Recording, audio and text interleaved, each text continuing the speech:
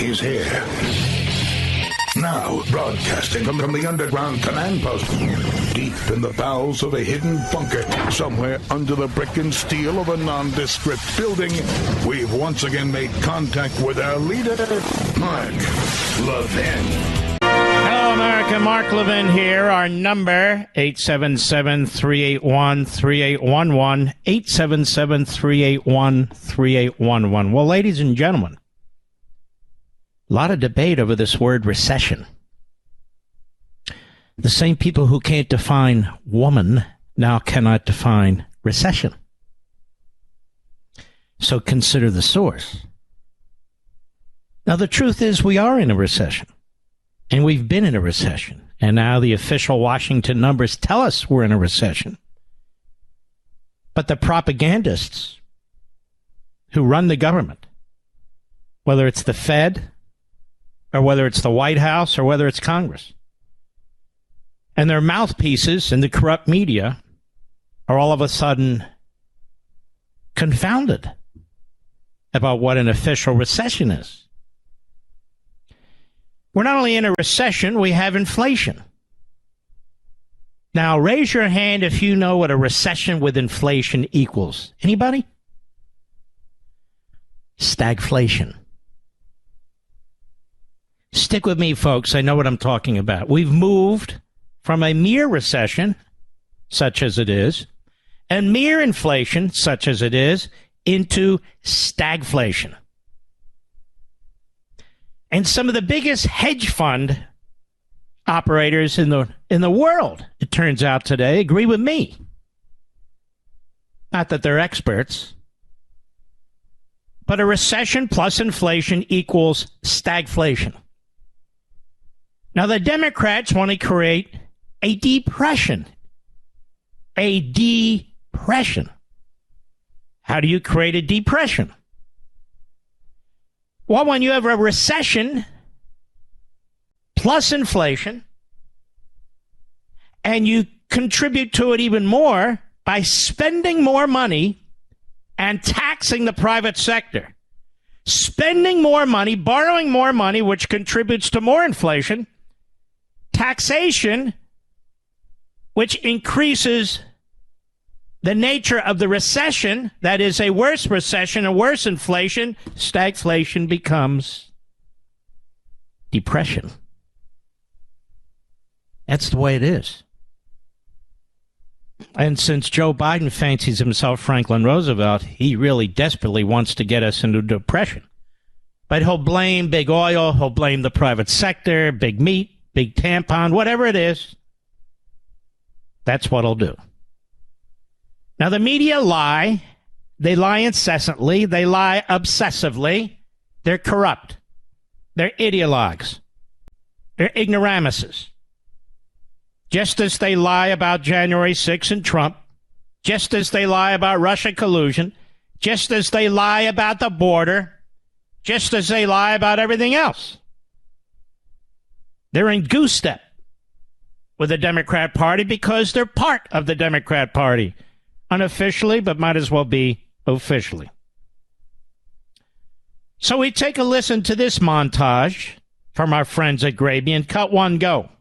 All signs are that this is a strong economy, and the probability of a recession within the next year is not particularly elevated. It's a strong economy, and nothing about it suggests that it's close to or vulnerable to a recession. I don't expect a recession. No one is predicting a recession now. We are not expecting that we are already in a recession. In fact, the guts and the bones of this economy remain strong. These are not the marks of an economy in recession. Right now, we don't see a recession. Right now, we're not in a recession right now. This is not an economy that's in recession. Not only is a recession not inevitable, but I think that a lot of people are underestimating those strengths and the resilience of the American economy. We have a strong labor market, which you don't normally see in a recession. A recession is broad-based weakness in the economy.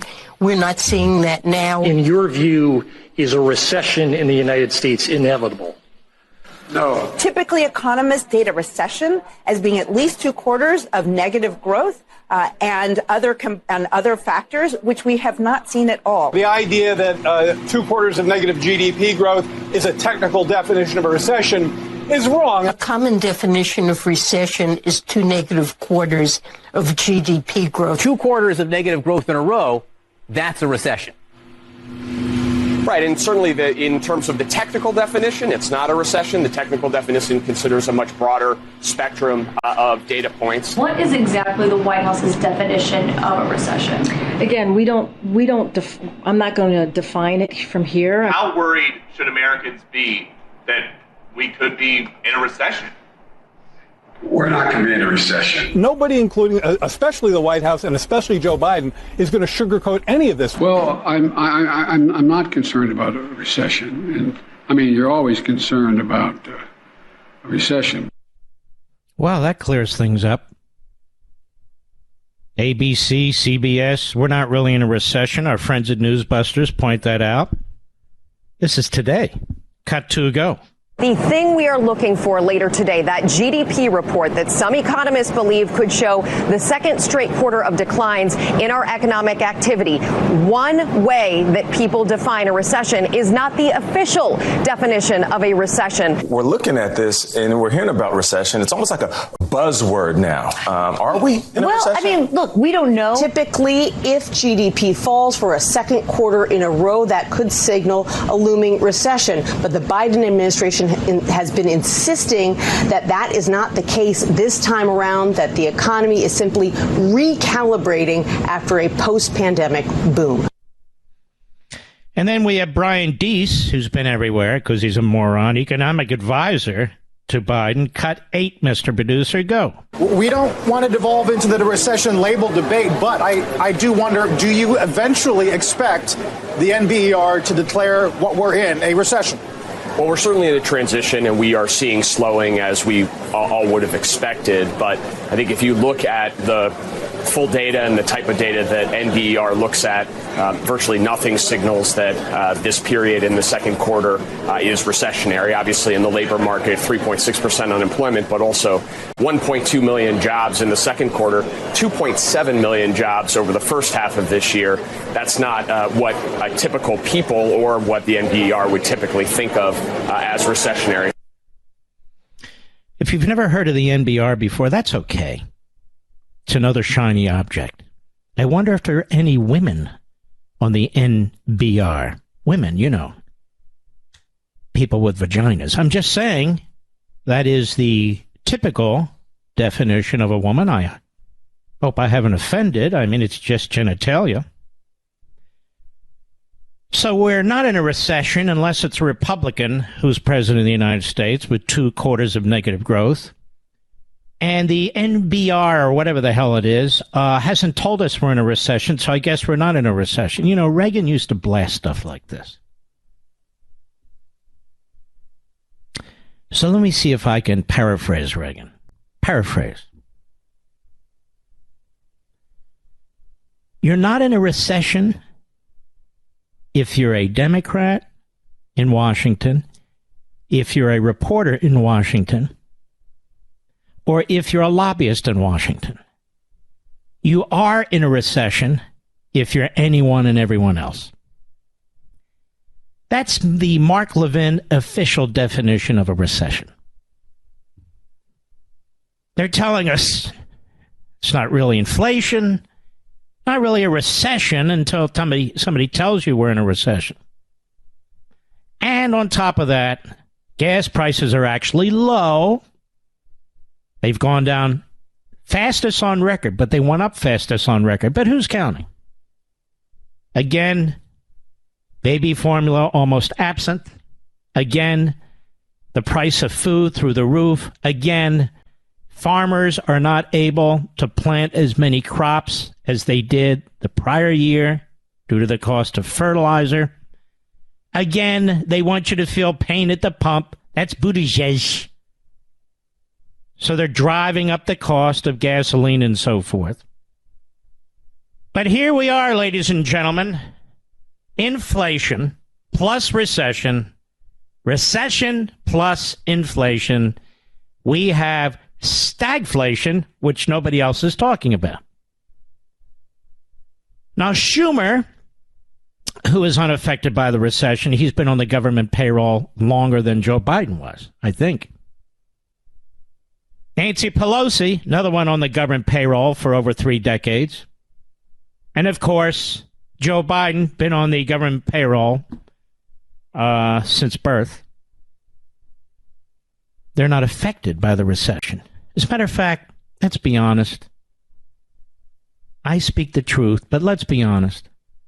Even though costs are going up for people who work for the government, I understand it. They're not facing the same problem as most people are in the private sector, where things are being slashed. It's just a matter of catching up with reality. With reality. We have John Avallone. John Avallone, who used to be a Republican. Now he's just a moron. He's on CNN today. Didn't cost much to buy him off, I don't think. Whatever amount he's earning over there. Cut 10, go. I do think that yesterday could look in the rearview mirror as one of the biggest legislative days in recent American history if you look at its impact on the economy, between the CHIPS Act about China competitiveness. Huge technology investment. Huge deal. All right, you know, and then on top of that, the surprise Manchin-Schumer deal that deals with lowering prescription drug prices, has implications to the economy, raises revenue. So those two factors, which are political, are also countervailing forces to this number. Complete sellout buffoon. Complete sellout buffoon. The CHIPS Act. $50-some billion to Silicon Valley, effectively. The wealthiest industry on the face of the earth needs you, the American taxpayer, the plumber, the electrician, the construction worker, the secretary, the janitor, the landscaper, the accountant. Needs you, the nurse. Needs you, the blue-collar worker, the white-collar worker. In other words, the working class, to subsidize them, because otherwise they're not going to invest in chip making. Is that about right? Now, where does this $50 billion come from? Same place all the rest of it comes from. The way you entice, motivate the private sector is to get out of their way, number one, and slash their taxes, number two, so they have more available resources and capital for research and development. The private sector is incentivized by what we call capitalism, not government. That's why, despite hundreds of billions spent on solar panels and propellers and all the rest, we don't have industries in that regard.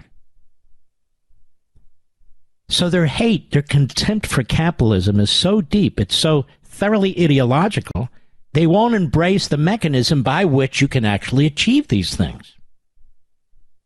And John Avallone, obviously, is a low IQ moron because he's talking about taxes during stagflation. Taxes. But don't worry, we're just sucking it to the billionaires, just to the rich.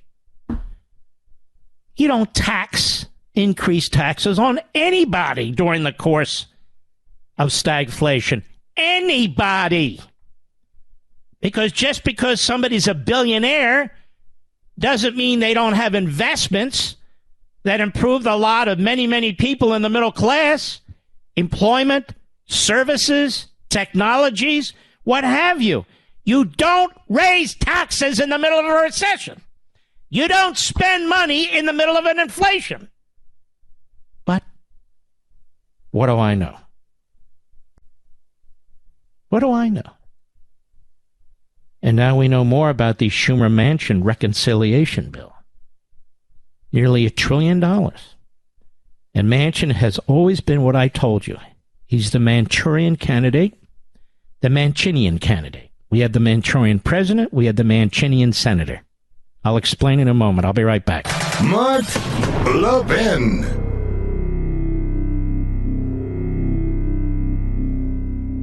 Folks, it's no secret that Americans are more divided than ever, and it's not just over what policies will improve our great country. No, it's over whether America is great at all, whether America deserves our love. That's why Imprimis, Hillsdale's Digest of Liberty is so important. Imprimis looks at the issues of the day from a constitutional perspective, reminding citizens always of our great heritage of liberty. For 50 years, Imprimis has featured speeches given at Hillsdale events by the smartest conservative thinkers and writers. These days, Hillsdale publishes people like Victor Davis Hanson, Molly Hemingway, and Chris Rufo. Over 6.2 million American households and businesses receive Imprimis absolutely free, and I urge you to sign up for it today at absolutely no charge. I always look forward to receiving my copy of Imprimis. My friends at Hillsdale and I want you to have a free subscription as well. To get your free subscription, go to levinforhillsdale.com right now, Levin for Hillsdale.com.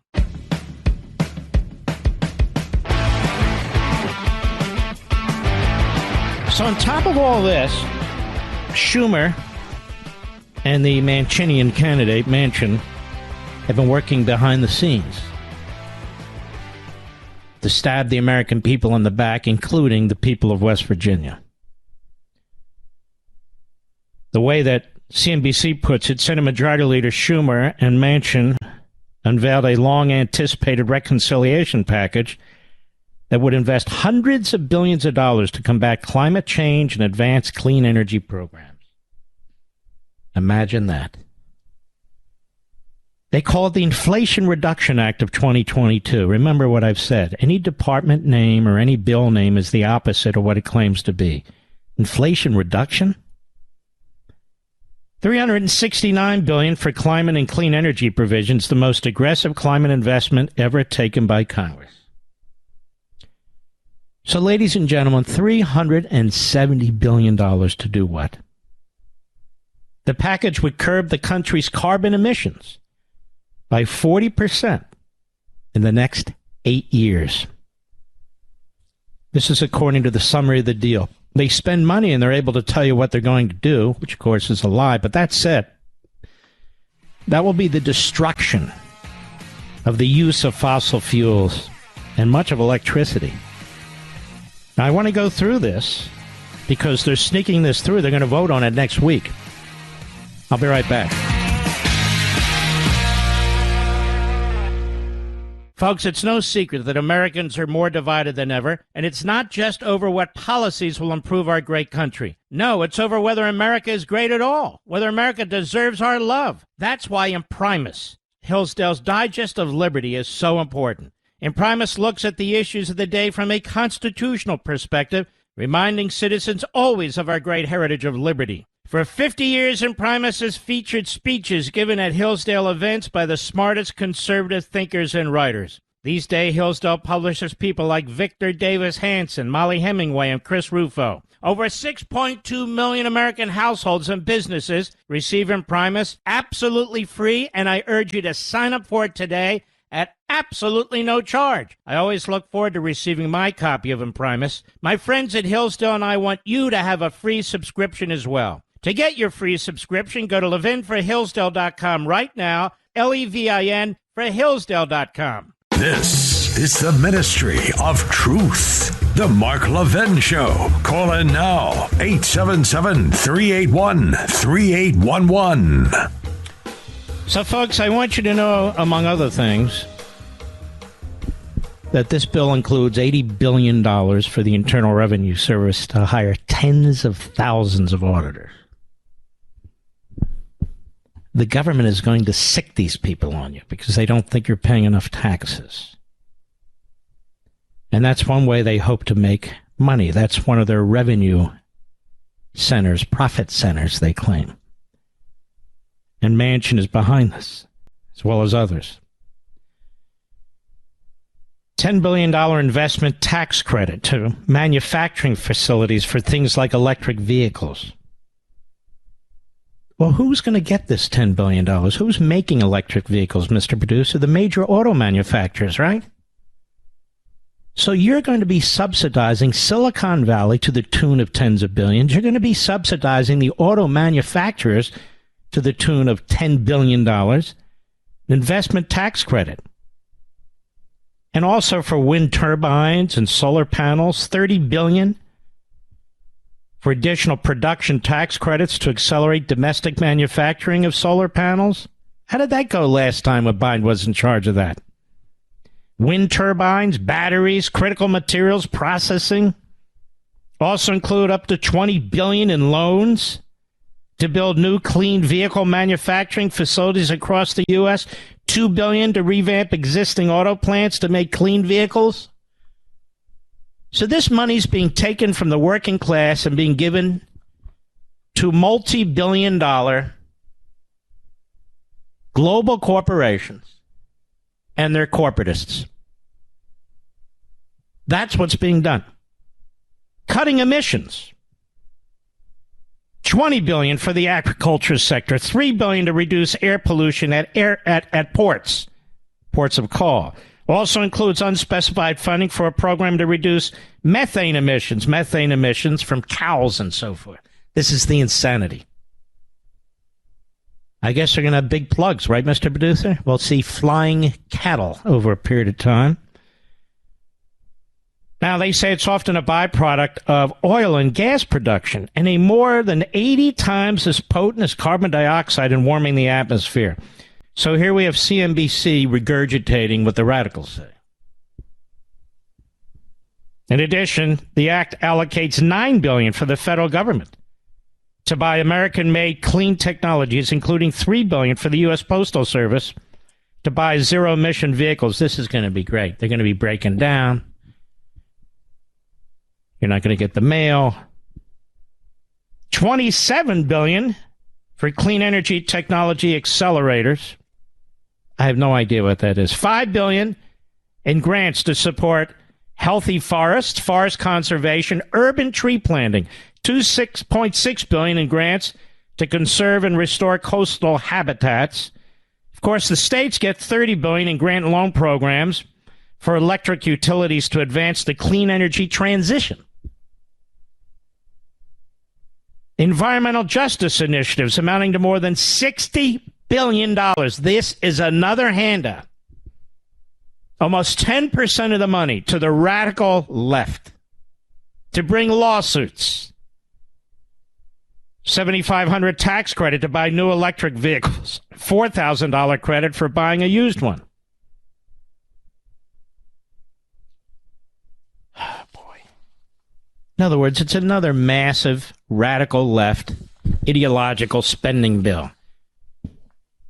But you got the class warfare in there, too. 15% minimum corporate income tax. Because all these corporations don't pay taxes. I don't know. Really? I don't believe that all these corporations don't pay taxes. But let's pretend for a moment, stick with me. Let's pretend for a moment that the 10 biggest corporations don't pay any federal income tax. And most of them hate us, by the way. Most of them are in the Democrat Party's back pocket now. Most of them have corporate boards and executives who are woke, who come out of the same institutions as the rest of the crazies. They create employment where people pay taxes. They purchase things where companies pay taxes. They develop things that result in the paying of taxes. So, to say that no taxes are paid is preposterous. Furthermore, who wrote these laws to begin with? The ruling class wrote these laws. And then they complain about the very laws that they wrote. How long has Joe Biden been in the Senate? 36 years? And he acts like, well, look at this. Manchin's been in there a long time. Schumer's been in there 112 years. Pelosi's been in there 312 years. And they go, race that tax code, it's not fair. They wrote it. And they've been there forever. And they've been there forever. But what's worse about all this is you have no input. None. There's not enough time. There's not enough time. So the economy is shrinking. The value of the currency is devaluing. So you have recession, inflation, stagflation, and their answer is to raise taxes. You don't raise taxes on anything or anyone. You slash them. Slash them. So people can go okay, can do well, can go forward with their lives while the interest rates are going up. So you have interest rates going up. You have a tax increase. You have more borrowing. The purpose of interest rates going up is to try and slow down inflation, which results from too much spending. And it would be nice if the Fed chairman would open his big mouth every now and then and point that out. But he doesn't.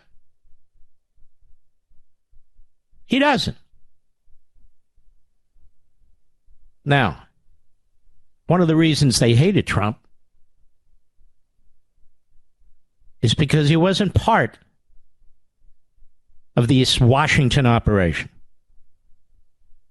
He wasn't part of this Washington operation. He looked at the working class. He would look at the middle class. I used to call him what did I call him? The billionaire, I forget.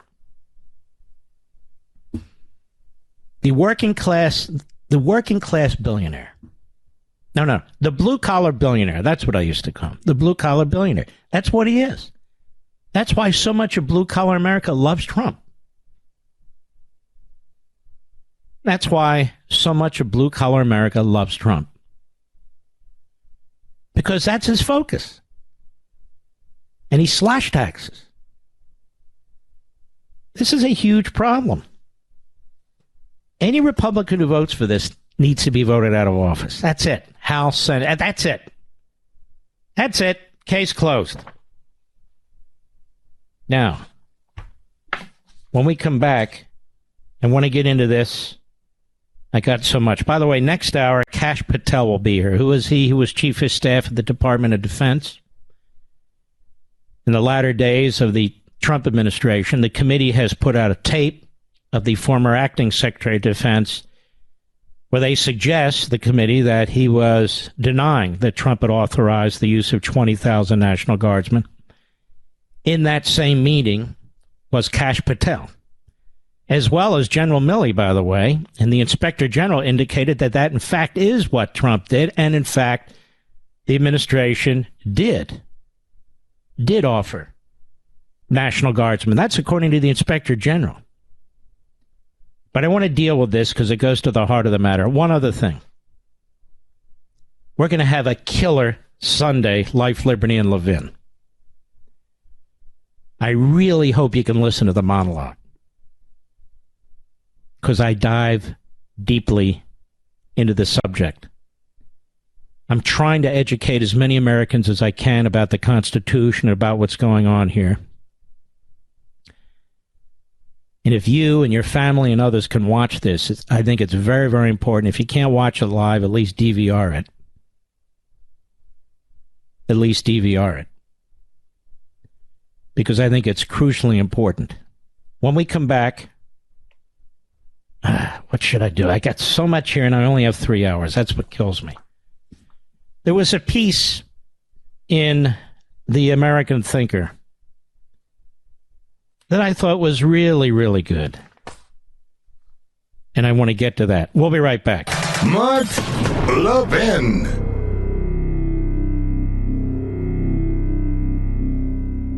Folks, it's no secret that Americans are more divided than ever, and it's not just over what policies will improve our great country. No, it's over whether America is great at all, whether America deserves our love. That's why Imprimis, Hillsdale's Digest of Liberty, is so important. Imprimis looks at the issues of the day from a constitutional perspective, reminding citizens always of our great heritage of liberty. For 50 years, Imprimis has featured speeches given at Hillsdale events by the smartest conservative thinkers and writers. These days, Hillsdale publishes people like Victor Davis Hanson, Molly Hemingway, and Chris Rufo. Over 6.2 million American households and businesses receive Imprimis absolutely free, and I urge you to sign up for it today at absolutely no charge. I always look forward to receiving my copy of Imprimis. My friends at Hillsdale and I want you to have a free subscription as well. To get your free subscription, go to levinforhillsdale.com right now, Levin for Hillsdale.com.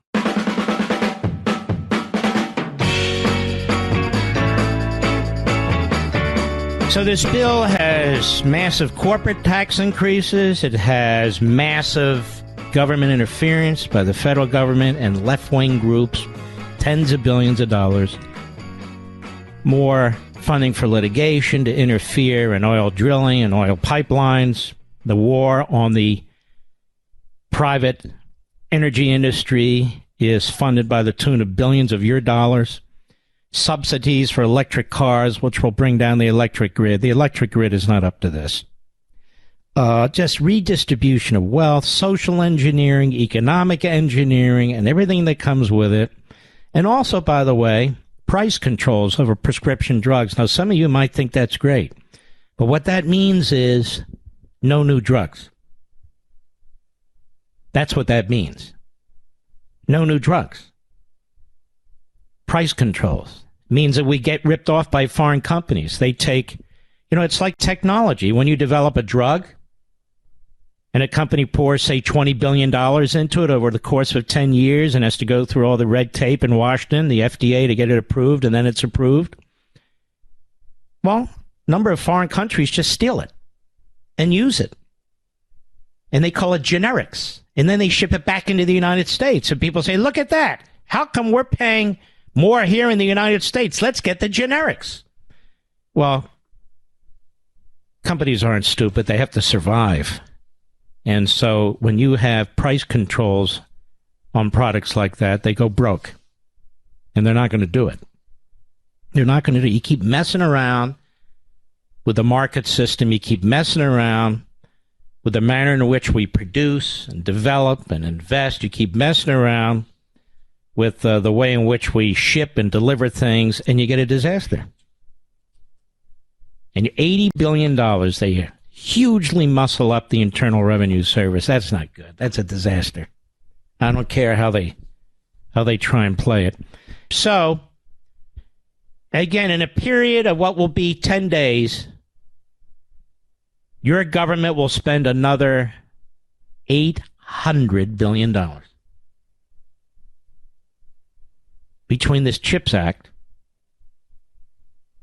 and the Schumer-Manchin bill, if they're both passed. The CHIPS Act was already passed. The Republicans got snookered. They got snookered. They said, we're not going to vote on this if you bring anything like this Build Back Better back because we can't afford it. And frankly, it was McConnell who got snookered. So they vote on this bill and they pass it just the other day. And then out comes suddenly Schumer and Manchin, the Manchinian candidate. And they say, look what we have. And McConnell says, say, what the hell did you just do? You got screwed, you dummy. Mr. Bipartisanship. Manchin just screwed all the Republicans. He screwed all the citizens in the state of West Virginia. And he screwed the United States of America. Throwing in with New York City, Schumer. And so when you add the CHIPS bill, $52 billion, to this bill, over $740 billion, you have roughly $800 billion of new spending. But don't worry, they say. We're going to tax the crap out of these big corporations. All that means is draining tens of billions of dollars out of the private sector and giving it to the government. It has more. More for what? More to do what? To give to the left-wing groups? To screw you and me? They have enough money, for God's sakes. Between what they raise, what they borrow, and the deficits every single year, they still haven't finished spending their COVID money. The states that whined about, oh, we don't have enough money. Their treasuries are overflowing. They're going to piss all this money away like they always do. What happened to the tobacco money? That was gone in 6 months. Didn't solve anything.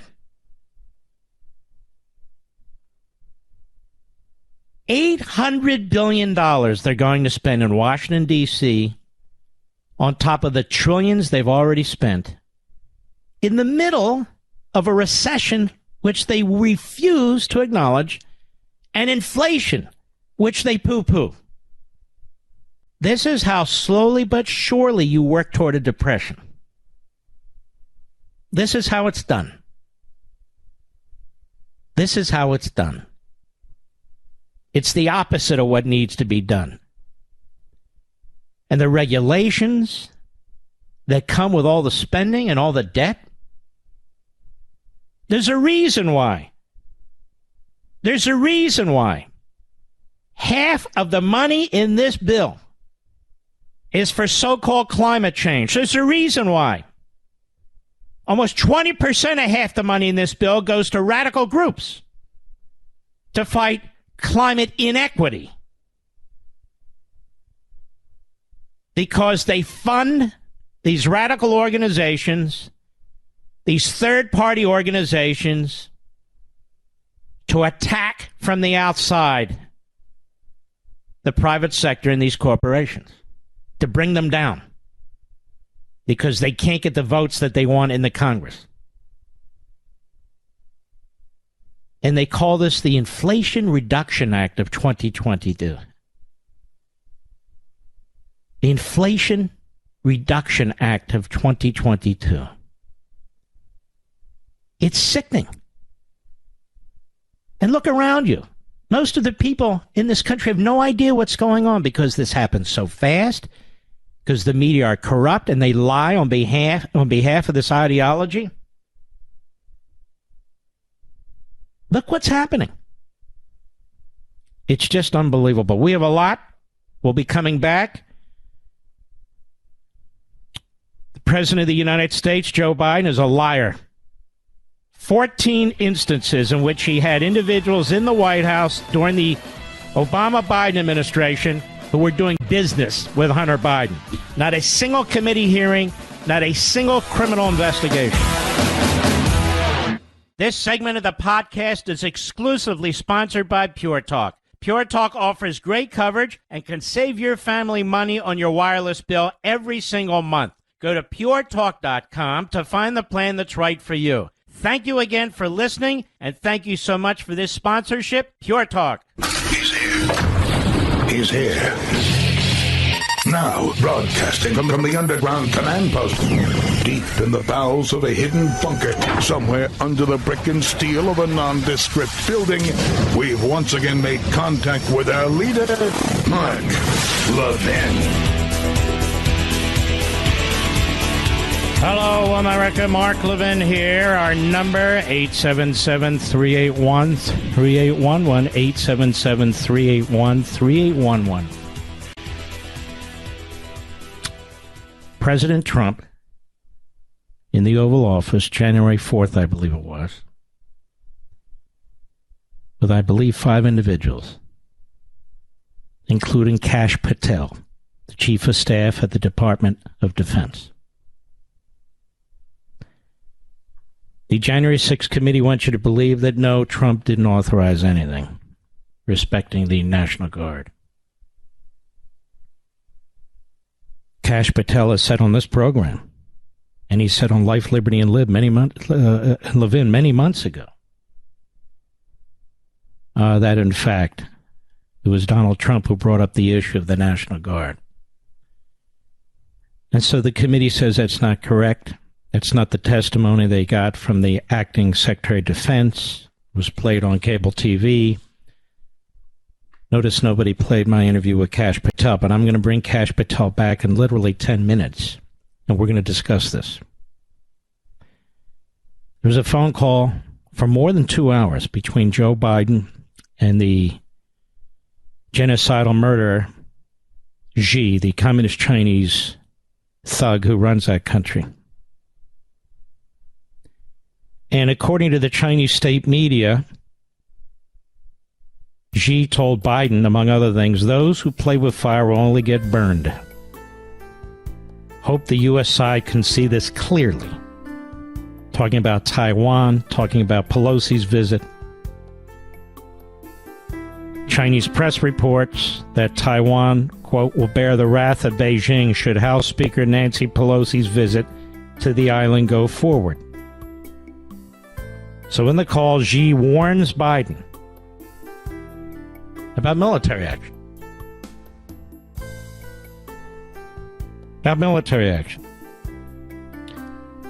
I'm calling on the White House, and I'm sure the Democrats will agree with me, to release the full transcript of the 2-hour discussion. Now, we know that people are listening in and they're transcribed. We know that because of what was done to Donald Trump. How come they never leak phone calls with foreign leaders and Biden to the media? So we need to have this transcript. We the people, we have a right to know exactly what's going on. We have a right to know exactly what Biden said and what was said to Biden. As I've said many times, Biden is compromised. He's bought and paid for by the communist Chinese. His whole family is. It's one of the reasons. Oh, I didn't tell you who my guests are Sunday. Their Governor Kristi Noem as the first guest, the second guest, Peter Schweitzer. And I get into this with Peter Schweitzer. So, really no discussion about fentanyl. I'm reading the Daily Mail to the extent to which it covers it. None of that. No discussion about the source of the virus. None of that. So I would like to know exactly what they discussed for over 2 hours. And I'm deeply concerned with all the saber rattling of the communist Chinese and Xi, that if they weren't responded to appropriately, that we're going to be in a war. I've already told you that I believe that war of some kind is coming with communist China. War of some kind is coming with communist China. Because if you look at the situation on Taiwan, if they invade Taiwan and we do next to nothing, that'll be a provocation to China to do more. If they invade Taiwan and we take military action, that obviously can trigger a war in and of itself. And so what you need is deterrence.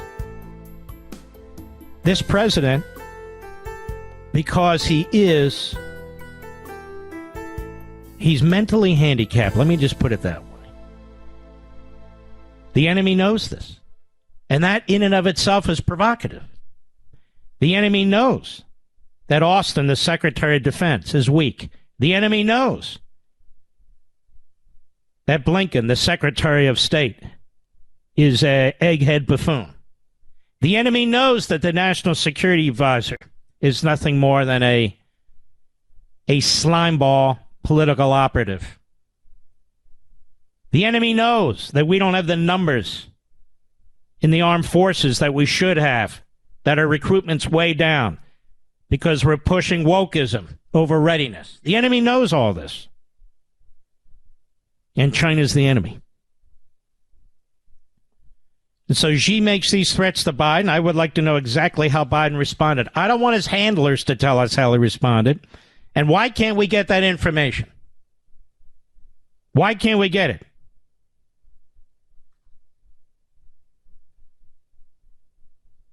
Those who play with fire will only get burned. Hope the U.S. side can see this clearly. That is a direct threat from the leader of the Communist Chinese. A direct threat. And I think we have a right to know exactly what Joe Biden said in response. Exactly. You see, our response to Russia's invasion into Ukraine hasn't had any impact on Xi, like some have thought, including some generals like Petraeus, who I had on my show. He's wrong. Also, let me just say this before we bring Kash Patel on. There's been more and more attacks on Zelensky and his wife. Oh, they took pictures for Vogue. And unfortunately, there is a movement within the conservative movement, and we've seen this before in the past 120 years, that is largely isolationist and radical libertarian. Only if America is directly involved should we consider even military assistance. And when you try and really figure out what that means and ask the questions, they typically don't know. There was a candidate running in Florida in one of the congressional districts. He's endorsed by Rand Paul. Other candidates are endorsed by other candidates. And so when I was here during the debates with Ron DeSantis, he in particular interested me. His name is Sabatini, if I remember correctly. Pretty well known. He wants to be a congressman. I believe he's a state senator. And I said to all the candidates, I asked them about Ukraine. Some said no. I had two panels. Most said yes, we should give them non-personnel assistance. He said no, nothing, period. I said, did you read what Putin wrote last summer, where he said basically Ukraine and then Eastern Europe? I said, what if he cuts through Ukraine and goes into Poland or Romania? He said, unfortunately, we have a contract, a NATO contract, so we'd have to provide some support. And I said, well, what if we didn't have this contract called NATO, which we set up to protect us? You know, a lot of Americans died in Europe. Tens of thousands of Americans died in Europe. They never came home. Their blood is in the ground there. It's not like this is, well, what's it any of our business? And he said, no. If there was no NATO and the Russians cut through Ukraine and cut into Poland, I said, what about the rest of Eastern Europe? None of our business. I said, well, what is your policy? Only if we are directly and in a very substantial way threatened or attacked. I said, so we have to wait for missiles to be shot into the United States? This is the most radical view I've ever heard. And yet it's a view that grows in the United States. Some of my own friends and colleagues on cable have embraced this view because they don't understand history. They don't understand what happened to the lead up of World War I, the lead up of World War II. They look at Afghanistan and they look at Iraq because that is their entire experience when it comes to history. And we don't want another Afghanistan and we don't want another Iraq. I got that. We're talking about Europe now, where we've had 2 world wars and God knows how many Americans have died. It's utterly irresponsible. So now Zelensky's under attack, you see, because he shut down opposition press, much as Lincoln did during the Civil War. And he took pictures in Vogue, don't you know? I have a story here I want to get to later, which I guarantee you none of these Putinoids on TV, on radio, in either political party will mention. Putin's torture camps revealed. Filtration prisons where Ukrainian children are held and adult civilians beaten by FSB, that's KGB officers, are unveiled by Polish security force. They are slaughtering these people. They are raping these people. They are torturing these people. They're shipping them out into Russia where they are enslaving these people. And we have criticism about a picture in Vogue. Well, any of these Putinoids, any of them, talk about what's taking place here? Will any of them? No, they won't. I'll be right back. Mark Levin.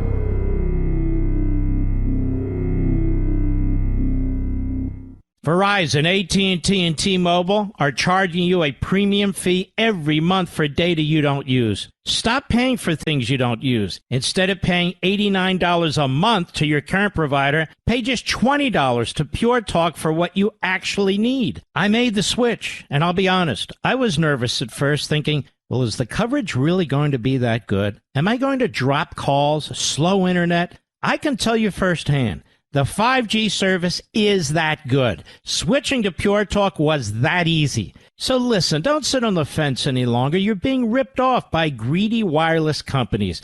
It's time to take the leap and start saving money every month. Go to puretalk.com, select a plan, then enter promo code Levin Podcast. That's Levin Podcast, and save 50% off your first month. You can literally be switched over to Pure Talk service in less than 10 minutes. So go to puretalk.com and enter promo code Levin Podcast.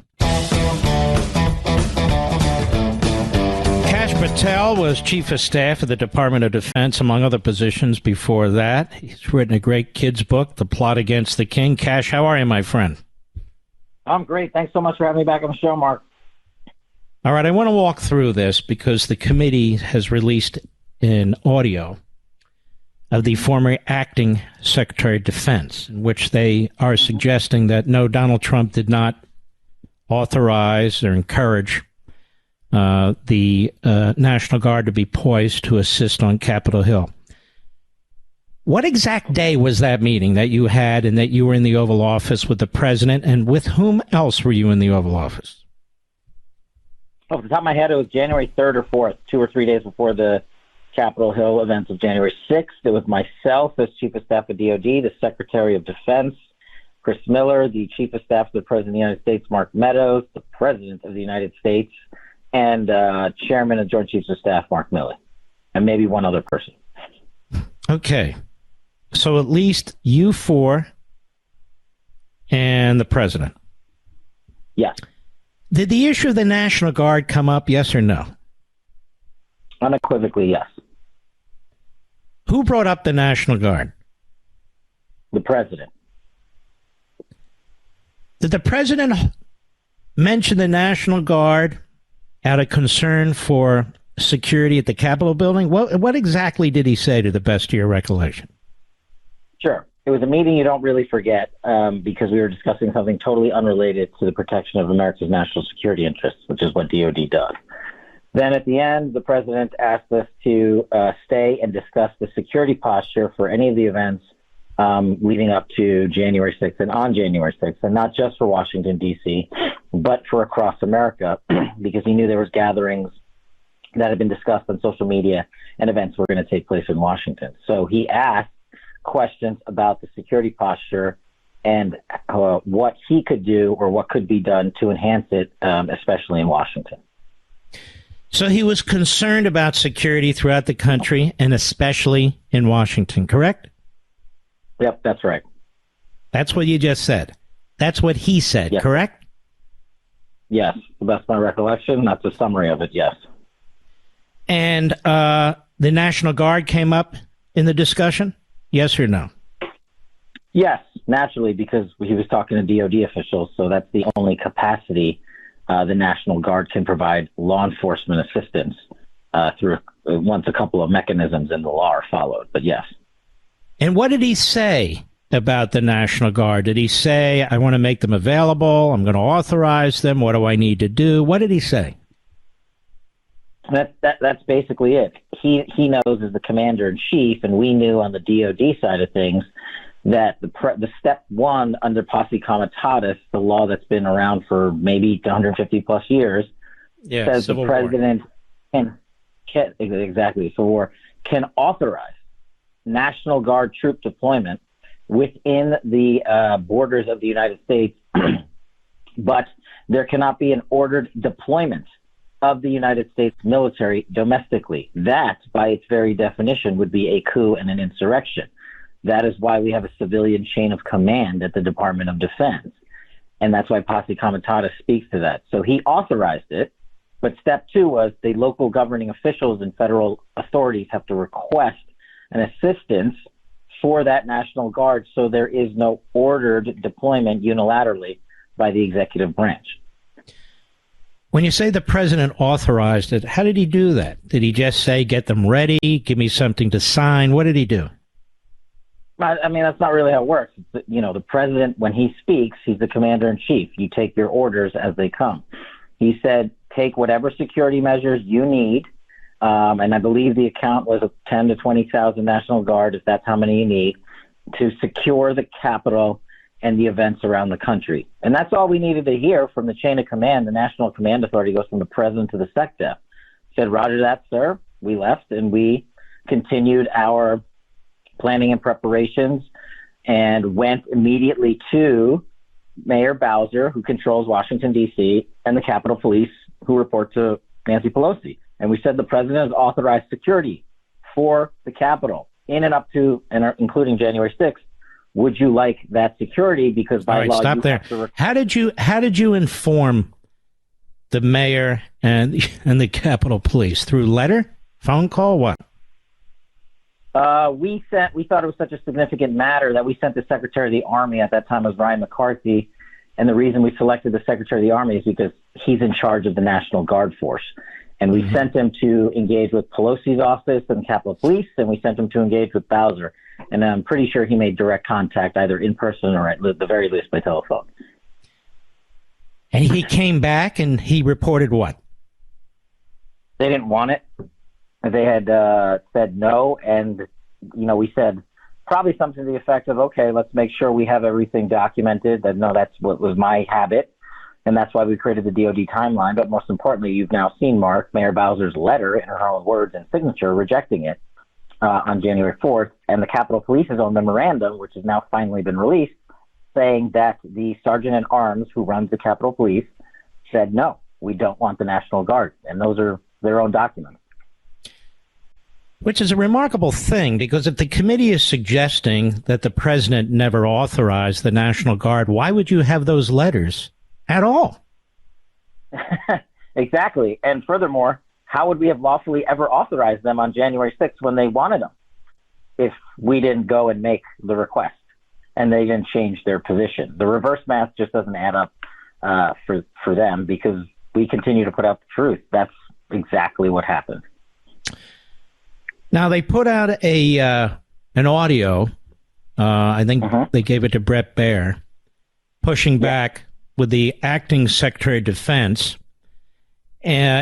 suggesting, they argue, in the audio, that the Secretary of Defense did not say and does not remember an authorization. When we return, Kash Patel, who was in the meeting, you're a first-hand witness.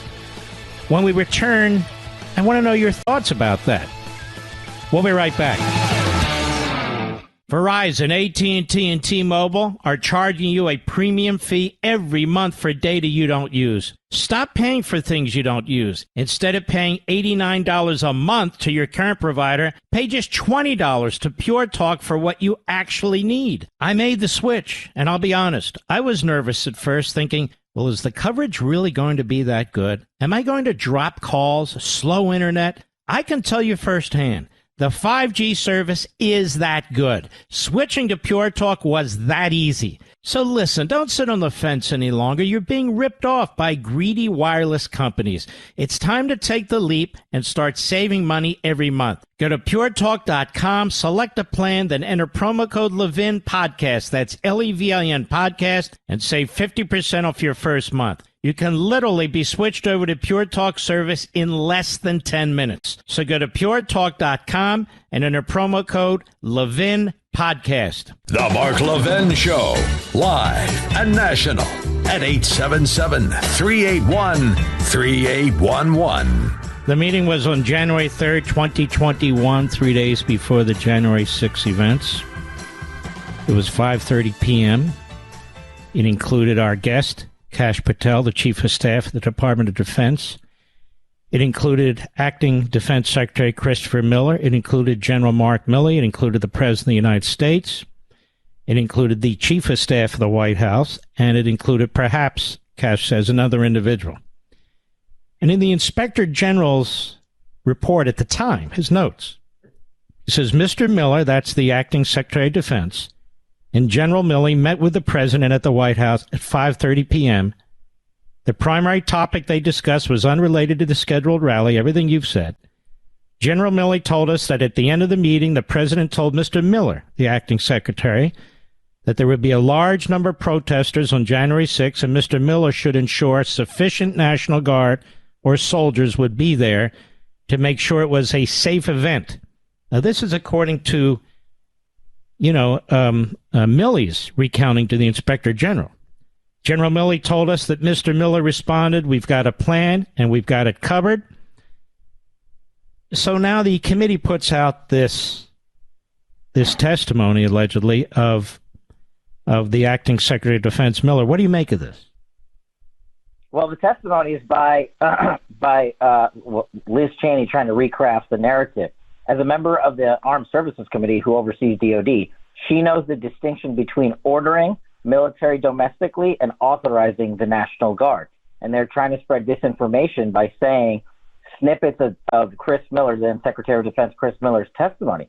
His testimony is accurate. President Trump never ordered us to deploy the National Guard or the Army domestically. Had he done that, that would have been the definition of an insurrection. So by Liz Cheney's own words and broadcasting on Fox News, she has exonerated President Trump of the very charge that they have been pounding away on for 6 months. He did not order the United States military to deploy within the boundaries of the United States. That's unconstitutional. And she does this intentionally, doesn't she, Kash Patel? She literally lies over and over about this, doesn't she? Well, she's very smart. As you know, Mark, she's no dummy. It would be dismissive to think of that. She comes on a show like Fox, is Brett Baier, and I've asked Brett to come on and correct the record. We haven't heard back.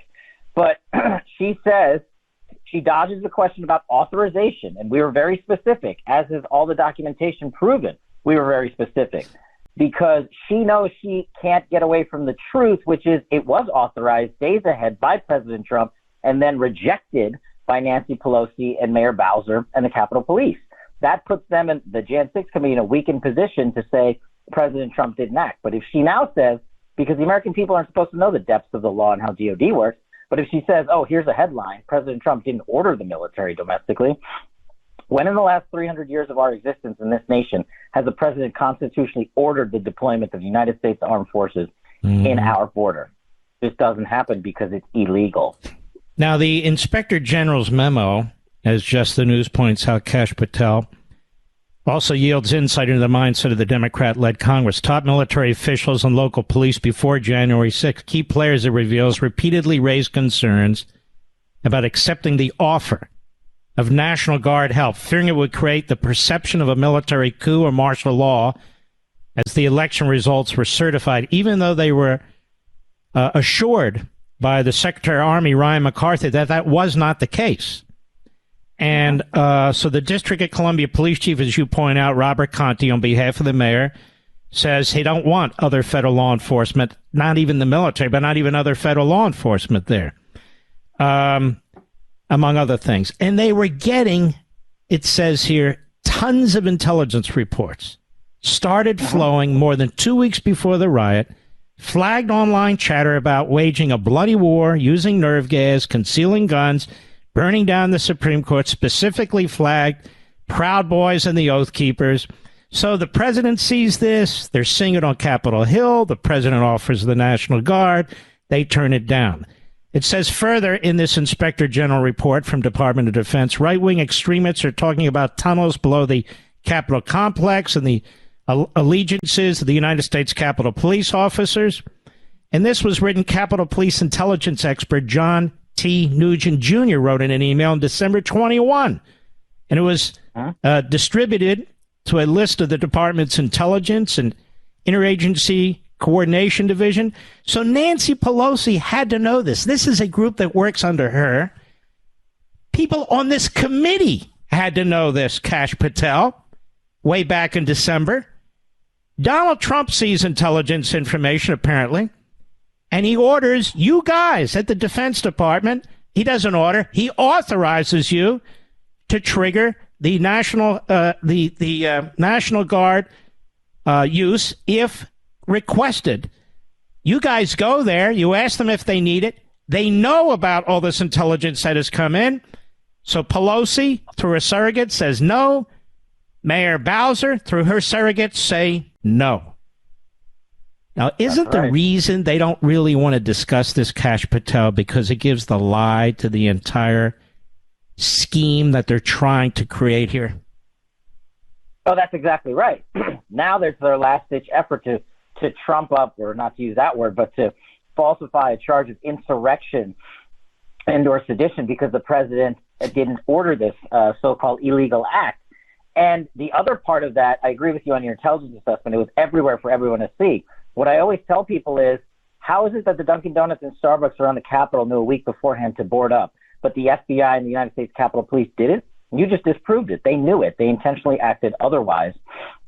And now they are trying to say that since President Trump and I didn't speak, or the DOD didn't directly speak on January 6th, he failed to act in this so-called 187 minutes.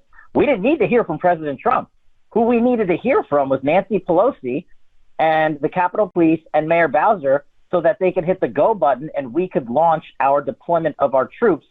We met the measure, and we prepared as much as the law requires, but we cannot kit out uniformed soldiers and have them at the ready until they say, please request us.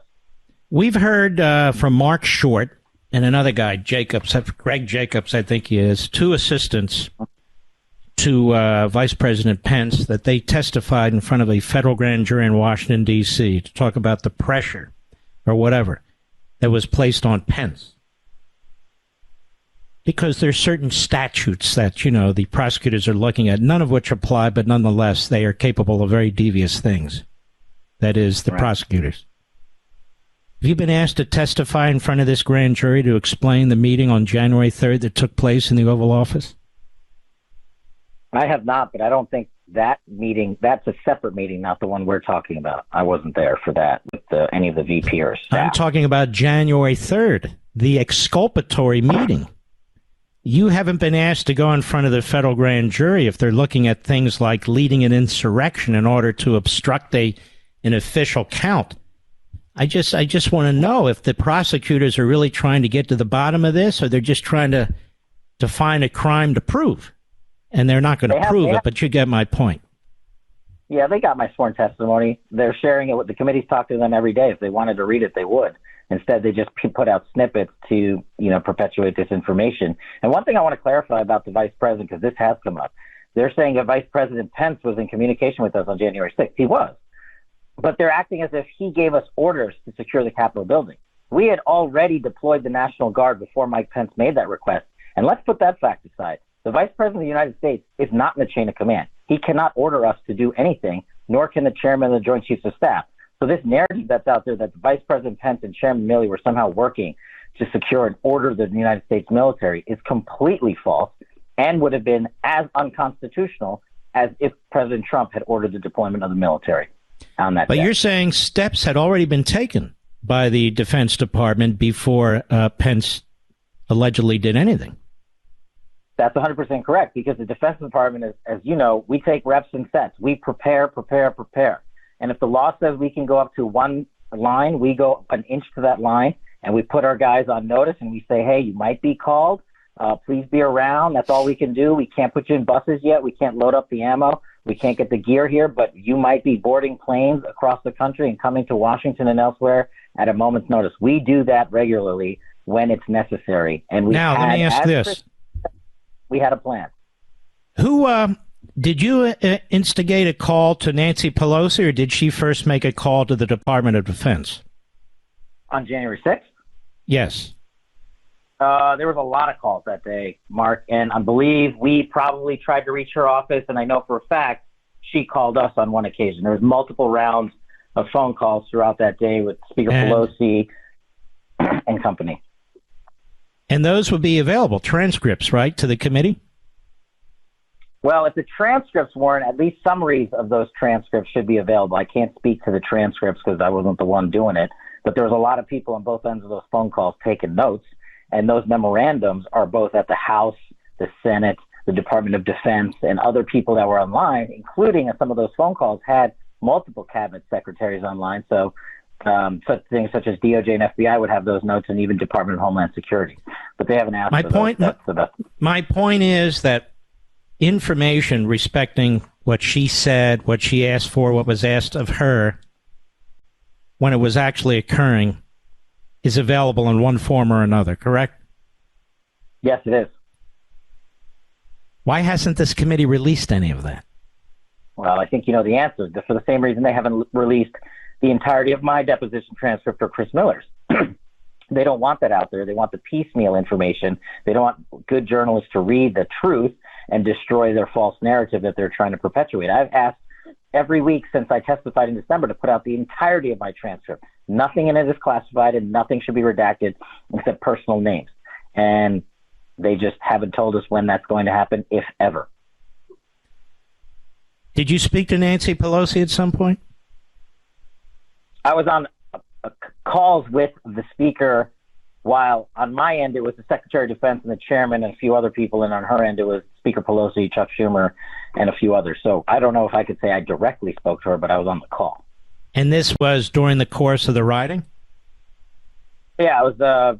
I don't know. We have a timeline we've put out, so I'll rely on the DoD timeline that's publicly available. But yeah, it was during the course of January 6th on the day of.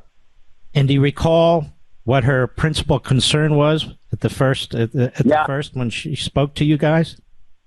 I sure do. It's one of those things that you just don't even think could come up in fiction. She asked when congressional food services would be restored so that members of Congress could go back in the Congress and eat.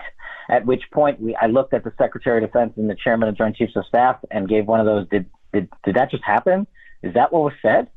And I think the response, and I'm summarizing here, from the Secretary and or the Chairman was something to the effect of, Madam Speaker, our priority is securing your safety and that of the building so that the election count can continue, ma'am. We don't know when congressional food services will be restored.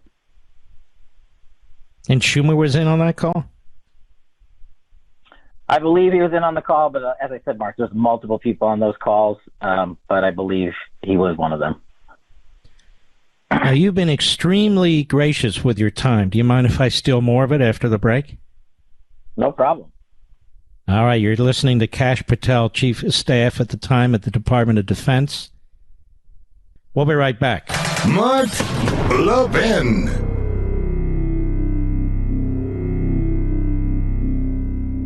Verizon, AT&T, and T-Mobile are charging you a premium fee every month for data you don't use. Stop paying for things you don't use. Instead of paying $89 a month to your current provider, pay just $20 to Pure Talk for what you actually need. I made the switch, and I'll be honest, I was nervous at first, thinking, well, is the coverage really going to be that good? Am I going to drop calls, slow internet? I can tell you firsthand, the 5G service is that good. Switching to Pure Talk was that easy. So listen, don't sit on the fence any longer. You're being ripped off by greedy wireless companies.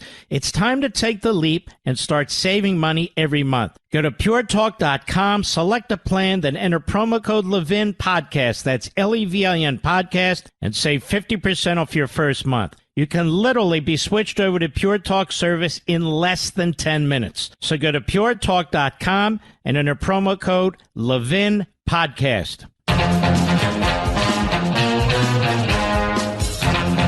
We're back with Kash Patel, former Chief of Staff at the Department of Defense. And of course, the reason this is so important, because this is the biggest piece of evidence that exists to counter all the attacks on Donald Trump.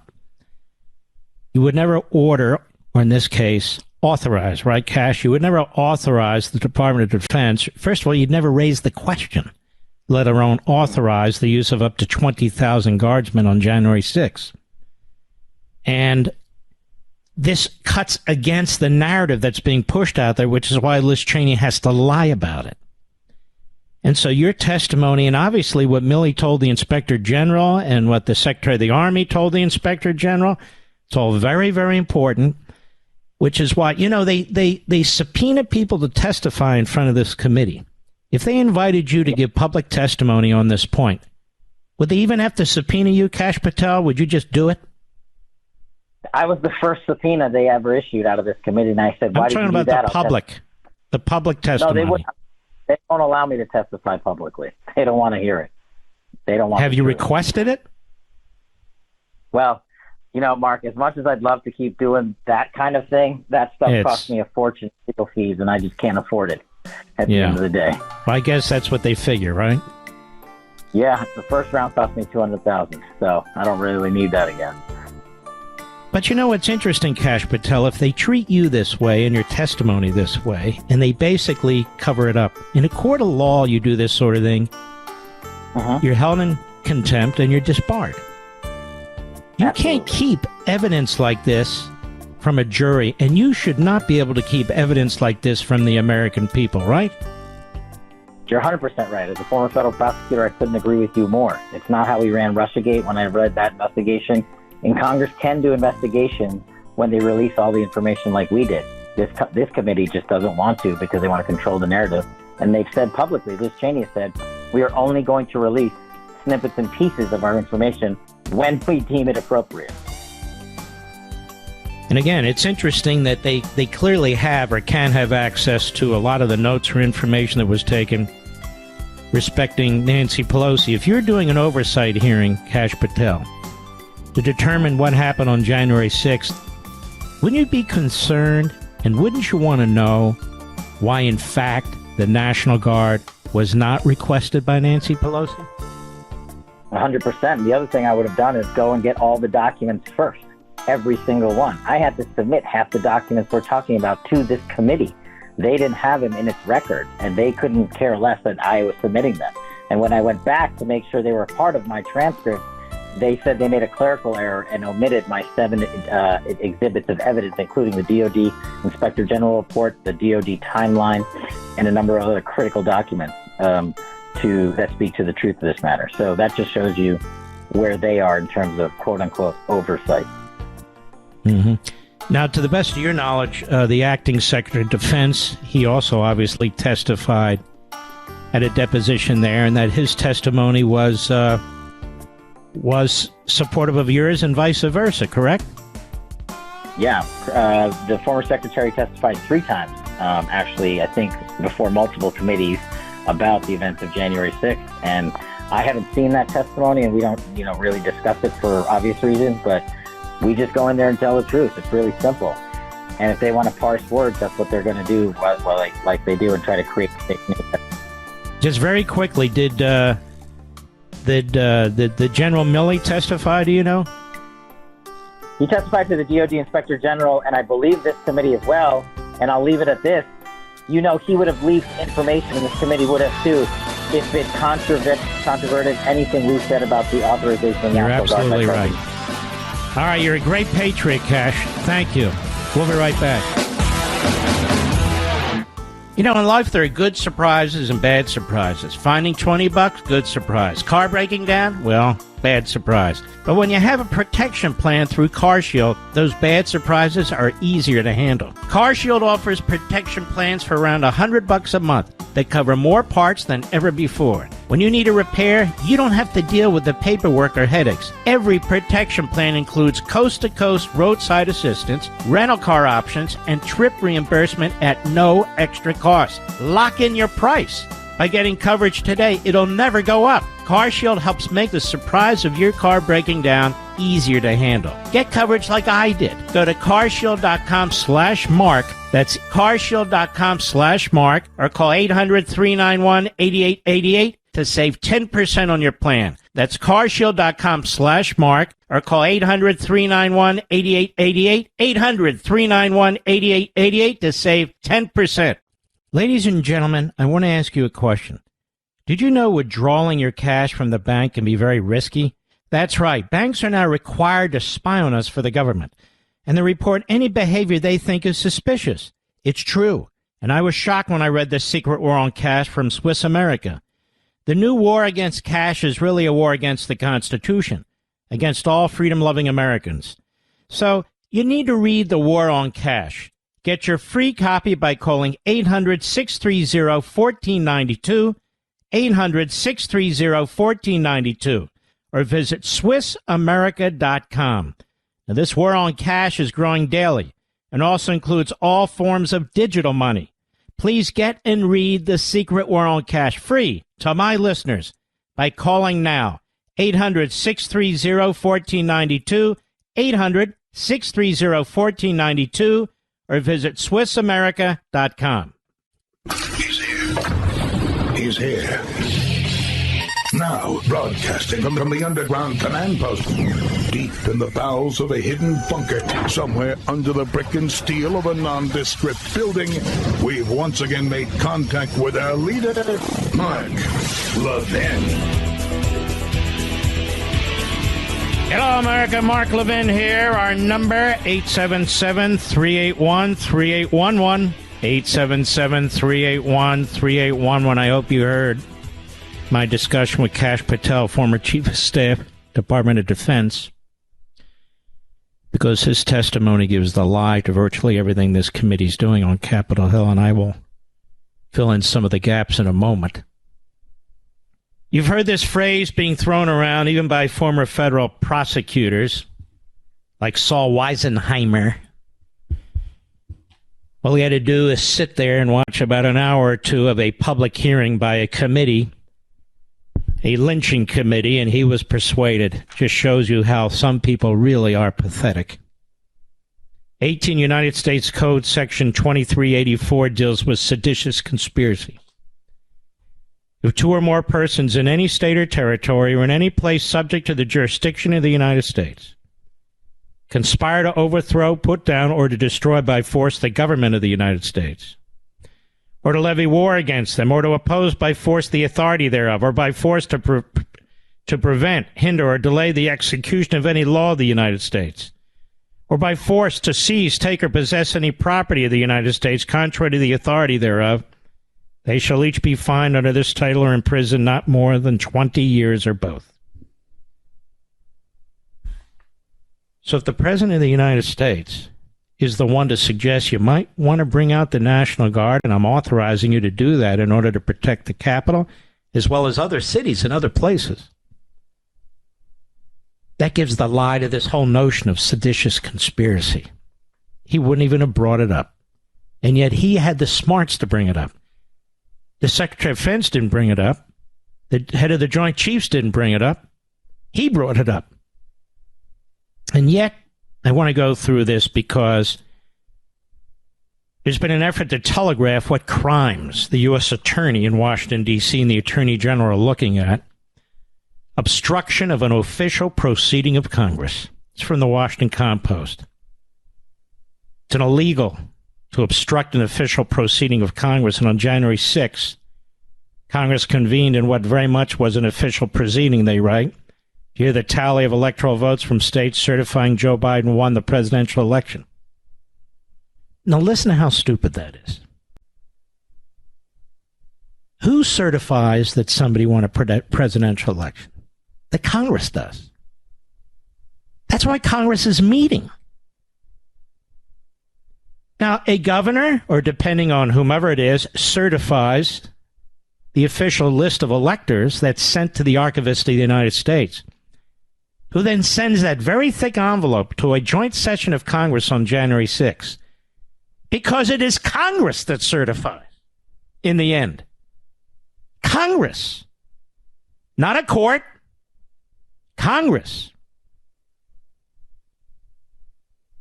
That is why you have members of Congress who object to the count of certain states' electors. The chairman of this committee, the January 6th committee, did exactly that. Benny Thompson objected to electors. He didn't want to seat a Republican president. He objected. Why else do you object? The so-called constitutional scholar on this committee, a Marxist, Jamie Raskin, he objected against a Republican president serving in office. Why did he do that? Because he wanted the Democrat to win. So the election is not over until Congress speaks. That's the whole point of the Electoral College. And yet we have at least two members of this committee, by their own definition, who sought to overturn, quote unquote, an election. Now, it's not over, but sought to overturn the outcome. It's built into the system. It's not a crime. Congress has the final say. Not a court, not a prosecutor, not an attorney general, not the media. This is the crime that many of the January 6 attackers have been charged with, notes former federal prosecutor Barbara McQuaid. Oh, big deal. Some committee members, mainly Dizzy Lizzy, have raised the question of whether Trump broke this federal law by trying to stop lawmakers from certifying Biden's win. They aim to show that the attack on the Capitol was not a spontaneous outburst, but that Trump and his allies specifically planned to disrupt the congressional counting. The President of the United States, running for re-election, has every right under the Constitution, every right, to encourage members of the House or members of the Senate to challenge electors, To challenge a elector? To challenge what took place in the states? There is nothing, absolutely nothing criminal about that or illegal about that. Nothing whatsoever. But they go on to prove that they need to prove intent. Trump knew he lost the election, but pushed lies about it anyway. What does that mean? Does that mean Benny Thompson and Raskin should be prosecuted? Because they knew what they were saying wasn't true. They knew what they were saying wasn't true. But, ladies and gentlemen, they have Bill Barr quoted here saying they knew Trump had lost the election and told him so. Quote, I made it clear I didn't agree with the idea of saying the election was stolen and putting out this stuff, which I told the president was BS. Wow, what a tough guy. What a tough guy. Pass the cupcakes. That proves nothing. So what? And you would think Barr knows this, having been an attorney general. Why Trump made no effort to tell the rioters to leave the Capitol for 187 minutes that the attack unfolded. No, that doesn't prove anything. It's the same Donald Trump that offered the National Guard. Authorized it. According to 1, 2, 3, 4 witnesses. Which is exactly why they won't put that information out. And then there's this one.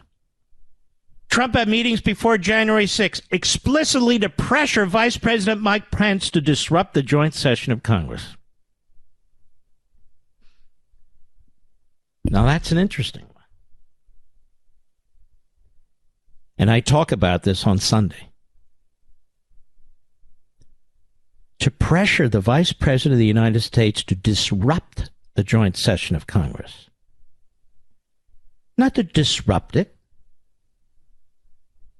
You know, my original take on this was that the Vice President does not have authority to do anything but count the vote. Then I did a lot of research on this. I'd say mostly in the last 6 months or so. And I'm wrong. And I told you this a few months back. The answer is, we have no idea. The Constitution doesn't say. The 12th Amendment is ambiguous. Federal law, 1887, is convoluted. This is precisely why Susan Collins and some Democrats and other Republicans have gotten together, have drafted a bill, which is now endorsed by, of all places, National Review, to make clear what and what is not the role of the Vice President of the United States who oversees the process. Why would you need that if it was unambiguous? You wouldn't. But I could make an argument either way.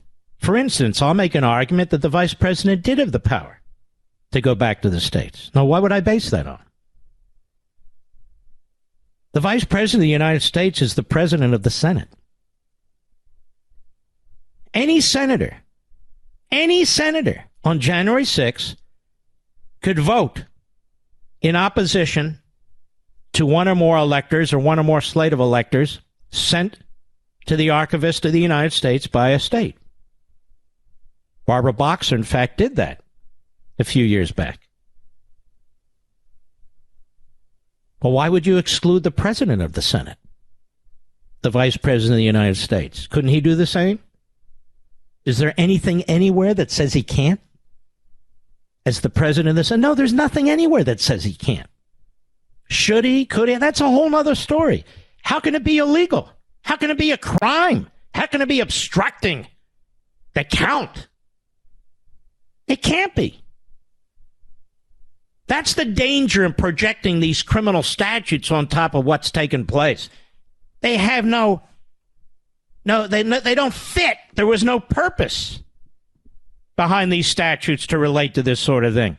It's Dizzy Lizzy, the Democrats, and hack former prosecutors and a hack U.S. attorney in Washington, D.C. Next, conspiracy to defraud the United States. Proving this crime requires showing that at least two people entered into agreement to obstruct a lawful function of the government by deceitful or dishonest means. Oh, they say there's evidence. They say Eastman and Trump likely knew their plan was illegal because numerous high-level colleagues told them so. What? The first January 6 hearing, Dizzy Lizzie described Eastman as a crucial figure in the plot to overturn the election results.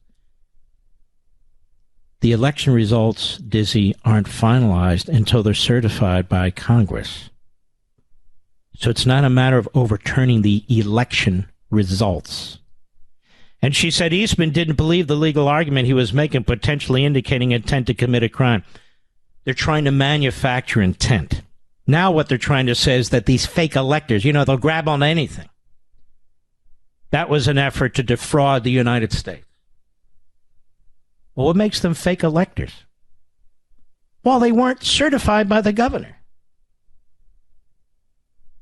Well, what makes them fake electors? Well, they had to be certified by the governor. Well, what if the governor's conduct violated Article 2 of the Constitution? That is, the governor took actions to change the election laws, but the execution of the election laws in violation of the state legislature.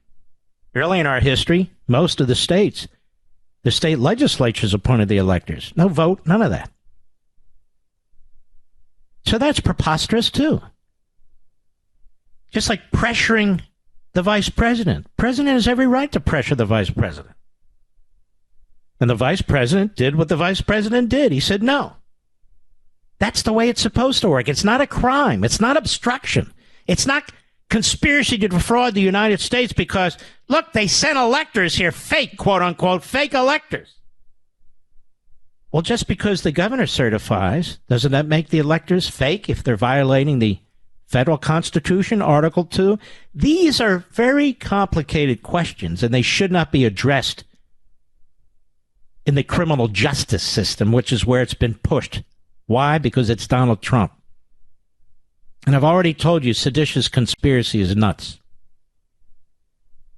They have nothing that proves it and everything that disproves it. So those are their three big deals, according to the Washington Compost. And they quote Liz Cheney a lot. Obstruction of official proceeding of Congress? No, that didn't happen. He's free to pressure the vice president. He's free to do a lot of things as a candidate or as the president. Conspiracy to defraud the United States? No way. Seditious conspiracy? Idiotic. I'll be right back. Mark Levin.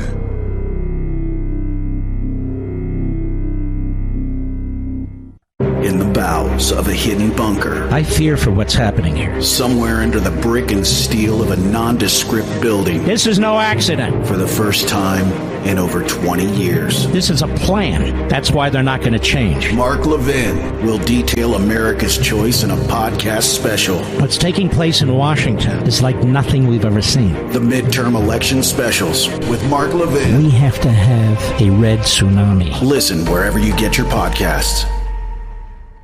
If you're a dog parent like me, you've likely seen your dog deal with excess itchiness, a dry coat, a sensitive stomach, or stiff joints. These problems are all extremely common, and surprisingly, many of these issues are linked to the ingredients in kibble. After helping so many dogs with these problems, renowned veterinarian Dr. Marty created Nature's Blend, a freeze-dried raw food made with premium meat and zero artificial preservatives, fillers, or meat meals. Once you switch your dog to Nature's Blend, the difference can be astounding. How do I know? Our dog, coincidentally enough, named Marty. Marty loves his Nature's Blend premium raw dog food. I love that Nature's Blend is freeze-dried and pantry safe. Marty's an old boy. He's 15 years old. He's a wonderful dog. He misses his buddy Barney like we all do. So we try to make sure he's always happy with his food. So for a limited time, save 50% off your first order. Receive a free pack of Dr. Marty's Pet Premium Dog Treats. Just go to drmartypets.com/Levin or text Levin to 511-511. Let me do that again. Go to drmartypets.com/Levin or text Levin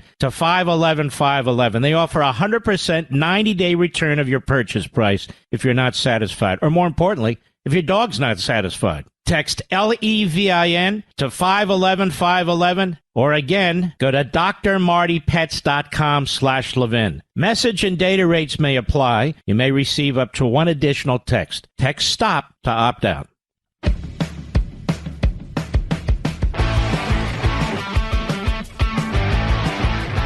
What I learned from lobbying the electors in 2000. This is from Vox, which I think just fired a bunch of people. By Matt Grossman. I led an effort to sway electors in 2000. It failed, but it was the right thing to do. The Electoral College is anachronistic and should be eliminated. It's a big lib Democrat. This is from, whenever, it doesn't matter. Analysts expected Democrats to win the presidential election, with the models based on state polls predicting an 85% chance of victory. The Republicans won an electoral college majority even while losing the popular vote. Democrats called for recounts. Researchers questioned voting systems. Activists lobbied electors to change their votes. The year was 2000, with George W. Bush of the Bush-Cheney dynasty beating Al Gore for the presidency, but it has several parallels to this year's election. That year, as part of the first online effort to lobby Electoral College members in an effort to sway their votes, my college roommate, David Enrick, had founded a virtual political reform organization called Citizens for True Democracy, which advocated the abolition of the Electoral College. Even as college students, we saw the 2000 election as an opportunity to push reform. In the week following the election, we circulated a petition to abolish the Electoral College, lobbied Congress, collected contact information for electors pledged to George W. Bush nationwide. Our effort, eventually renamed VoteWithAmerica.com, included names, home, office numbers, addresses for most electors. We offered online calling, sample call scripts, downloadable mail merge files. With the click of a button, visitors could also mass email or fax electors in many states. We failed to sway the electors, but not for lack of trying. Newspapers reported that electors began receiving a flood of communication. Florida electors received the most attention. And it goes on. A political scientist, Robert Alexander, claims our efforts were not entirely in vain. We started a tradition of lobbying the electors. You see what I mean, Mr. Producer? This crap's been going on forever. Lobbying electors, lobbying state representatives, challenges raised on January 6th by members of the House, by members of the Senate, Democrat Party violence, threats of violence way back to Jefferson's time, and here we have a president who wanted no violence. The change here is the Democrat Party and their machine. They control the House, the Senate, the presidency, the Department of Justice, and the U.S. Attorney's Office in Washington, D.C., which is filled with radical leftists. And the media, of course, which is corrupt as hell, filled with former Democrats serving in different positions and current Democrats, and led by woke corporatists. And they want Trump's scalp. It's that simple. If it wasn't Trump, it would be DeSantis. If it wasn't DeSantis, it would be Cruz. If it wasn't Cruz, it would be Cotton. If it wasn't Cotton, it would be another. You got to stand up to bullies. You got to stand up to the mob, and that's exactly what's taking place here. It's not the rule of law, as many of the rhinos and never Trumpers say. It's lawlessness. Mark Levin, the voice of America. Dial in now at 877-381-3811. Yellow America. Now, most of the media are going to cover this up. The Putinoid media, the Putinoid politicians in the Republican and Democrat Party. It's an amazing thing how they trash Ukraine. Look at this. They don't actually have free elections in Ukraine right now. Look at this. They're shutting down newspapers. Look at this. These are people who are obviously ignorant about our own Civil War and Abraham Lincoln. You're fighting for your survival. You're fighting for your life. That's what's taking place. And how you compare what Ukraine is doing to Vladimir Putin. and what he's doing inside his country to his own people, to Ukrainians. Last time I checked, it's Vladimir Putin that has nuclear missiles aimed at the United States. Ukraine gave up their nuclear missiles in 1994 as part of an agreement with us, Russia, and the UK to protect their sovereignty, because if they had nuclear weapons, none of this would be going on, would it?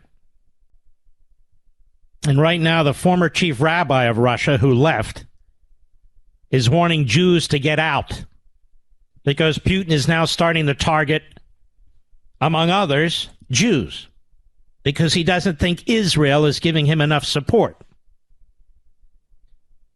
But that's not what I'm talking about. The Daily Mail. Vladimir Putin's torture camps revealed. Are you going to hear this from any of the Putinoids in the media? Any of them? I challenge them. I challenge them to read this article from the Daily Mail. They plagiarized me anyway. Well, plagiarize this. Filtration prisons where Ukrainian children are held and adult civilians beaten by the FSB, that's the modern KGB, are unveiled by Polish security forces. Polish security minister posted locations of several of these detention centers. He said more than 1.5 million Ukrainian civilians were held in camps in occupied Ukraine. And that's the ones who haven't been shipped into Russia for slave labor and as sex slaves and all the rest. Stanislaw Zarin, Special Services Minister for Poland, alleged Ukrainian adults were interrogated, tortured, even conscripted. It comes as Human Rights Watch said it had interviewed dozens of Ukrainian citizens who provided details of the abuses they have endured from Russian captors. No, instead, it's the photos in Vogue of Zelensky and his wife, where he's trying to reach out to the world in every conceivable way, in every conceivable media platform, to keep the interests of his country and the needs of his people front and center. Vogue being, for many people, an important cultural magazine. They say, look at this. Ukraine's at war, and they're sitting for pictures. What are these people, stupid? They're going everywhere they can. They're seeing anybody they can. Human Rights Watch confirmed it interviewed dozens of Ukrainians who've been detained by the Russians, many of whom had signs of torture, many of whom were injured, and it goes on and on and on. It's just like the mass rapes. It's just like the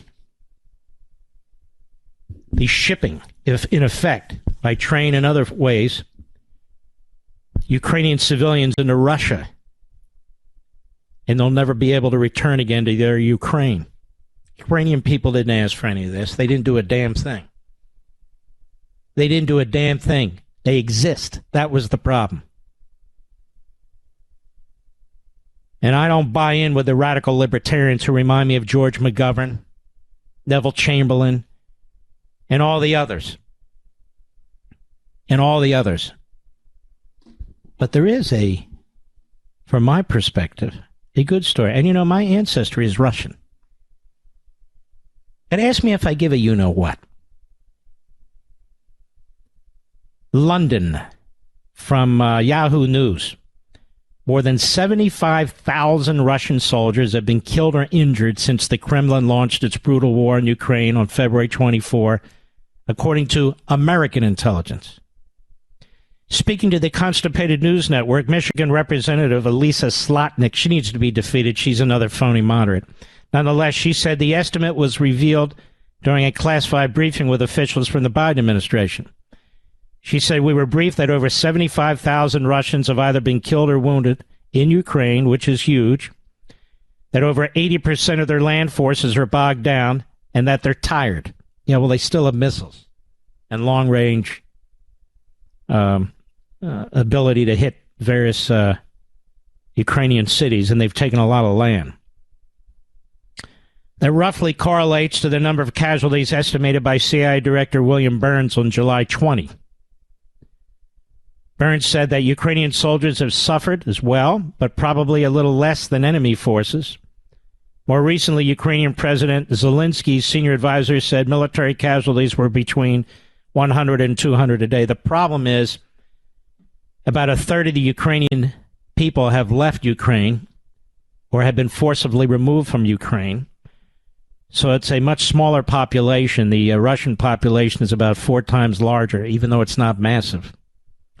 And, of course, the Ukrainians didn't have a big military buildup, which is why it needs our support. The head of the Russian invasion, Russia had amassed around 150,000 troops, while British Prime Minister Boris Johnson claimed 200,000 were stationed on Ukraine's border. No figure had been disclosed by the Russians. The Russians say they've lost 1,351 because they're so truthful. You know that. I hope we continue as a people to support the Ukrainians.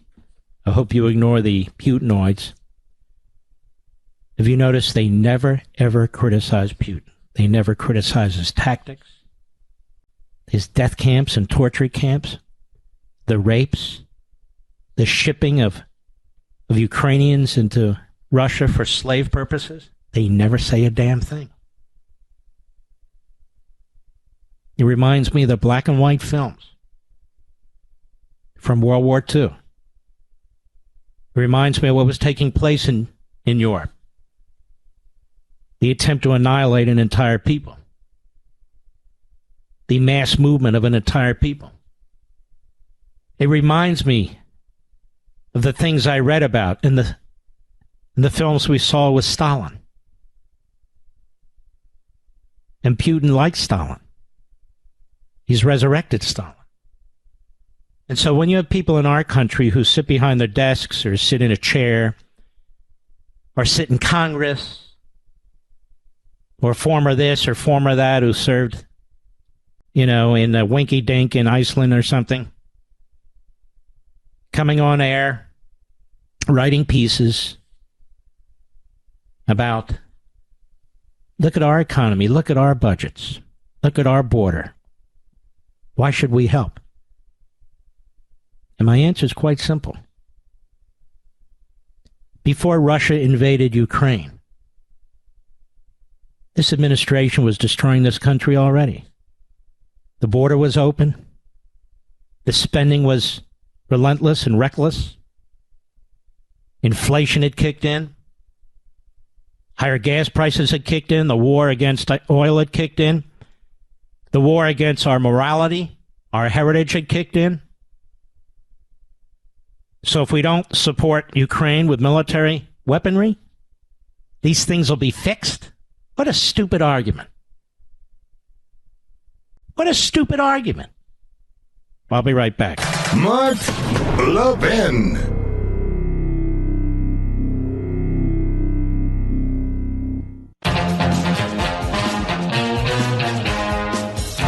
Let's go to Teresa, XM Satellite, Palm Springs, California, where it must be hot because it's summer, and you're in the desert. How are you? Yes, you assured me I'm not going to melt, so this is great. No, you'll be fine. Doing great. Thank you so much for taking my call, and thank you, Mark, just for everything that you do. We're fighting the good fight as best we can out here It's in tough, California. I know. Palm Springs Yes, is it is. nice, though. It is, and we actually live in the mountains above near Joshua Tree National Park. Oh, so it's a little actually cooler. really Good for pretty. you. Yes, it is. It is. Hey, I wanted to tell your listeners, since you're so pro-Constitution, our amazing document, there is a free contest on YouTube to create a Constitution skit video. And the script for the skit is free. The contest is free. And just to bring awareness to the fact that the Constitution is readable, understandable. So you do a skit. So the way it works is there's a contest. Well, where do people go? Let me ask it that way. Okay. So go to YouTube. Yes. The channel is Plays in Days. That's spelled PLAYS IN Days, DAYS. Yes. And if they type in Plays in Days Constitution Video Contest, yes. It'll come right up, and the little video will tell them. Now, may I ask you, people have questions about you. I assume you, when you do the skit, you need to be clothed, correct? Correct. Mm-hmm. That is correct. And I think no kid faces. Yeah, they need to be 18 or over. All right. And so the basic rules are there, but I just think it's a great way to get people realizing that they can actually understand the Constitution and that they should. You got it. I want to thank you very, very much. Teresa, thank you. To whom else shall I speak, Mr. Producer? The great K-Dawn, KDWN, JD, Las Vegas. Now, I wish I were there so I could do a little blackjack. How are you, sir? I wish you were here, too. Thank you for that interview with Kash Patel. That was the most verifying details of facts that you have presented there than probably the entire 7 or 8 hearings. I listened very intently to Brett Baer's questioning Sunday of Liz Cheney. And at the end of the interview, he pressed her a little bit and said there's been talk that the president authorized 20,000 National Guard members. She hemmed and hawed, but then she finally said, according to Assistant Miller, Secretary of Defense, President Trump did not authorize the National Guard leading did not order or authorize? Authorize. Leading the American people to believe he did nothing to stop the riots. As I understand she's a liar. Your interview, he authorized it, but he could not enact anything until Bowser or Pelosi or the police, Capitol Police, said That's yes, correct. Send them because of our law. So she's a direct order it. Lying right there. She's a liar. She knew the facts, and she said he did not. Miller did too. Did not. I suggest you listen to the last 2 or 3 minutes with Baer on last Sunday, and you will have her as an attorney. You would be able to dismiss this case right then and there. And by the way, do you know she's an attorney? I did. Oh yeah, slip and fall. All right, my friend. Thank you for your call, Las Vegas. Great call. Who else, Mr. Producer? Cheyenne, Wyoming, on the Mark Levin app. Michelle, how are you? Yes, fine. Thank you, Mr. Levin. Yes, ma'am. Just quickly, I wanted to say how interesting it is that when Hillary Clinton performed those egregious abuses of the law, she got excused by Comey that she didn't mean anything bad or wrong. So you agree with me? She should be in an orange jumpsuit in a cell with a cellmate called Belinda. I agree with you. Ladies and gentlemen, I salute all the heroes out there. God bless you. And I'll see you tomorrow. Be well.